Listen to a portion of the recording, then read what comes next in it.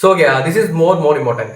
കാരണം എന്താ വെച്ചിട്ടുണ്ടെങ്കിൽ അതായത് റേസസ് എന്ന് പറഞ്ഞ സംഭവം ലോഞ്ച് ചെയ്തിട്ടുണ്ട്. അതായത് നമ്മുടെ ആന്ത്രോപിക്, ഓപ്പൺ AI, അതുപോലെ തന്നെ മൈക്രോസോഫ്റ്റ്, ആമസോൺ, ഇവർ 4 പേരും പിന്നെ കുറച്ച് കമ്പനീസും കൂടിയിട്ട് റേസസ് എന്ന് പറഞ്ഞൊരു സംഭവം ലോഞ്ച് ചെയ്തിട്ട് അവിടെ എന്ന് വെച്ചിട്ടുണ്ടെങ്കിൽ നമ്മുടെ യുവാക്കേഴ്സിനൊക്കെ AI ഇറക്കി വേണ്ടി ട്രെയിൻ ചെയ്യുക. അതുപോലെ തന്നെ AI എഡ്യൂക്കേഷൻ വേണ്ടിയിട്ടുള്ള ഫണ്ട് ഇൻവെസ്റ്റ്മെന്റ്സ് അതിൻ്റെ ഒക്കെ പരിപാടി നോക്കുക. അതുപോലെ തന്നെ ഈ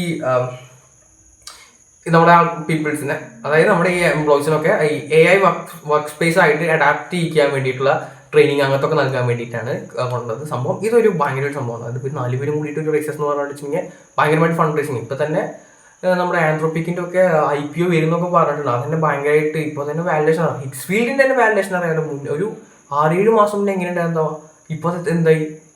ലൈക്ക് ഞാൻ പറഞ്ഞില്ലേ AI എന്ന് പറഞ്ഞത് ഭയങ്കര സംഭവമാണ്. സോ ലൈക്ക് ഇത് കൺഫേം ചെയ്തു. അതായത് ഇനി വരാൻ പോകുന്നത് ഡെഫിനറ്റ്ലി ഇറ്റ്സ് AI എറ.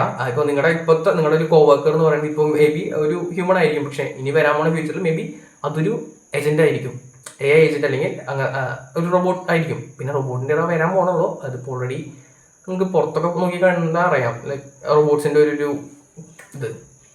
സോ ഇതൊക്കെയാണ് സംഭവം. എല്ലാവരും ഒന്ന് പഠിക്കുക. ഞാൻ വീണ്ടും റിപ്പീറ്റ് ചെയ്യുന്നു, AR എന്നവന് ഇപ്പോൾ ഭയങ്കരമായിട്ടൊരു പ്രിവിലേജ് ഉണ്ട്. പിന്നെ ഒരു സംഭവം ഞാൻ